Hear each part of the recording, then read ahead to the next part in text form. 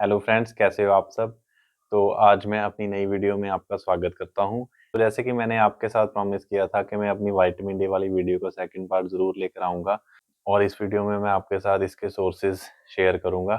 तो आज हम इस वीडियो में इसी के बारे में शेयर करने वाले हैं। जो इससे पहले वाली मेरी विटामिन डी की वीडियो थी उसमें मैंने विटामिन डी के फंक्शंस, इसकी डेफिशिएंसी के सिम्पटम्स, इसकी डेफिशिएंसी के रिस्क फैक्टर्स आपके साथ शेयर किए थे और आपको ये भी मैंने ब्रीफली बताया था कि विटामिन डी हमारी बॉडी में सनलाइट के थ्रू कैसे बन सकता है और विटामिन डी को टेस्ट कैसे किया जा सकता है।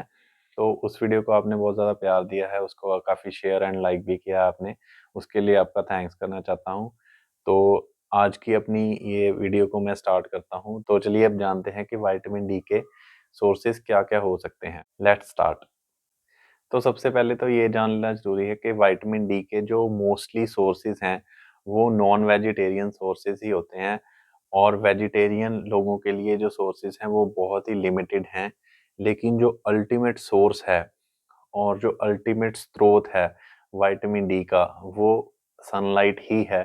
तो जैसे मैंने अपनी पिछली वीडियो में आपके साथ डिस्कस किया था कि सूरज की किरणें जब हमारी स्किन के ऊपर पड़ती हैं, तो हमारी स्किन के नीचे ऑलरेडी भगवान ने कुछ ऐसी परत बिछाई होती है, तो हमारा शरीर विटामिन डी बनाने में सक्षम होता है। तो इससे जो डेली वैल्यू है विटामिन डी की, उसका काफ़ी परसेंटेज हमें सन के थ्रू मिल सकता है। तो सूरज की किरणें जो विटामिन डी हमारी स्किन के नीचे बनाती हैं, वो पूरी तरह से एक्टिव तो नहीं होता, तो इसको एक्टिव होने के लिए हमारे लीवर एंड किडनी में से गुजरना पड़ता है। तो अल्टीमेटली हमारी किडनी से गुजरने के बाद ही विटामिन डी पूरी तरह से एक्टिव हो पाता है।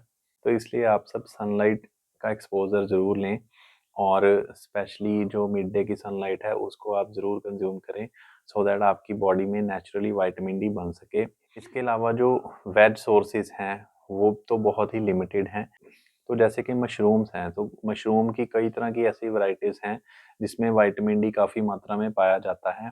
जैसे कि मैंने आपको बताया है कि हमारी स्किन विटामिन डी बना सकती है, वैसे ही मशरूम में भी ये क्वालिटी होती है कि जब उस पे सनलाइट पड़ती है, तो मशरूम भी विटामिन डी बना सकते हैं। क्योंकि जो आजकल मशरूम की प्रोडक्शन होती है, वो मोस्टली सनलाइट में नहीं की जाती, तो वो अंदर कमरों में बंद एरियाज़ में की जाती है। तो ऐसे जो मशरूम तैयार होता है, उसमें विटामिन डी की कमी हो सकती है, लेकिन इसका भी सॉल्यूशन निकालने के लिए साइंटिस्ट ने, फार्मर्स ने एक नया तरीका निकाला है कि जो मशरूम की फार्मिंग होती है, उसमें अलग से वो उसको यूवी लाइट की रेडिएशंस प्रदान करते हैं। तो अलग से मशरूम को भी यूवी लाइट का एक्सपोज़र दिया जाता है, जिससे कि मशरूम में भी विटामिन डी की प्रोडक्शन हो सके। और वेजिटेरियन सोर्सेज़ इसके बहुत लिमिटेड हैं, लेकिन कई ऐसे तरीके हैं जिसमें कि हम फोर्टिफाइड तरीके से डाला हुआ विटामिन डी कंज़्यूम कर सकते हैं। तो ये कौन-कौन सी चीज़ों में हमें फोर्टिफाइड विटामिन डी मिल सकता है? मोस्टली जो हम दूध पीते हैं, तो मिल्क में भी हमें विटामिन डी मिल सकता है। मिल्क के अलावा योगर्ट भी विटामिन डी का एक अच्छा सोर्स है। एंड अनदर थिंग इज़ के जैसे कई जूसेस होते हैं, स्पेशली ऑरेंज जूस, तो उसमें विटामिन डी फोर्टिफाइड तरीके से डाला जाता है। तो जैसे सोया मिल्क या आलमंड मिल्क हो गए, उसमें भी हमें विटामिन डी मिल सकता है। तो जो नॉन वेजिटेरियन सोर्सेज़ हैं, उसमें आपको काफ़ी लोगों को पता ही होगा कि जो फ़िश है, वो विटामिन डी का एक बहुत ही अच्छा सोर्स है। स्पेशली जो साल्मन फ़िश होती है, वो तो विटामिन डी से भरपूर होती है। आपने सुना होगा कि कॉड लिवर ऑयल जिसके कैप्सूल्स भी आते हैं, तो जो लिवर ऑयल होता है फ़िश का, स्पेशली फैटी फ़िश का, उसमें विटामिन डी काफ़ी ज़्यादा मात्रा में पाया जाता है। तो इसके अलावा जो एग योक होता है, उसमें भी भरपूर मात्रा में विटामिन डी हमें मिल सकता है। हमें बटर से भी विटामिन डी मिल सकता है, अगर इसमें फोर्टिफिकेशन से विटामिन डी डाला हुआ है तो। तो इन सब सोर्सेज़ से आपको नेचुरली विटामिन डी मिल सकता है। इसके अलावा अगर किसी में विटामिन डी की बहुत ज़्यादा कमी आ चुकी है, डॉक्टर्स उनको विटामिन डी के सप्लीमेंट्स भी प्रिस्क्राइब कर सकते हैं। कई बार हम ओल्ड एज में या फिर विटामिन डी की डेफिशिएंसी में ओरल सप्लीमेंटेशन प्रिस्क्राइब करते हैं, जिसमें कि इसके कई तरह के फॉर्मुलेशंस आती हैं। जैसे कि कई बार आपने देखा होगा कि विटामिन डी के सैशेज़ भी आते हैं, इसके टैबलेट्स या जेलेटिन कैप्सूल्स आते हैं एंड आजकल विटामिन डी के शॉट्स आते हैं जो वीकली बेसिस पे, जिसमें कि 60,000 इंटरनेशनल यूनिट्स होते हैं। इसके अलावा अगर पेशेंट की तबीयत ज़्यादा ख़राब है या विटामिन डी की काफ़ी ज़्यादा कमी है और ओरल सप्लीमेंटेशन भी पेशेंट नहीं ले रहा या कोई और प्रॉब्लम है, तो विटामिन डी के इंजेक्शन से भी विटामिन डी पेशेंट को दिया जा सकता है।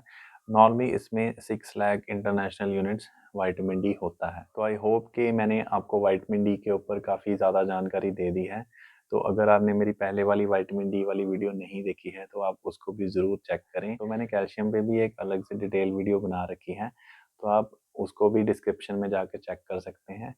इसके साथ ही आप मुझे कमेंट में ये भी बताएँ कि आपको मेरी नेक्स्ट वीडियोज़ कौन से टॉपिक पे चाहिए, और आप जब कमेंट करते हैं तो हमें बहुत अच्छा लगता है। इसके अलावा आप मेरी वीडियोज़ को अपने फ्रेंड्स एंड फैमिली मेंबर्स के साथ ज़रूर शेयर किया कीजिए, सो दैट अगर किसी को भी इस इन्फॉर्मेशन से फ़ायदा हो सके तो इससे हमें बहुत ज़्यादा खुशी होगी। काफ़ी ज़्यादा सपोर्ट मिलती है और हमें लगता है कि हमारी की हुई मेहनत सफल हो रही है। तो आप ज़रूर comment and share and like ज़रूर किया कीजिए। तो इसी के साथ मैं अपनी ये वाली वीडियो को एंड करता हूँ। तो आप अपना ख्याल रखें, सेहतमंद रहें, खुश रहें।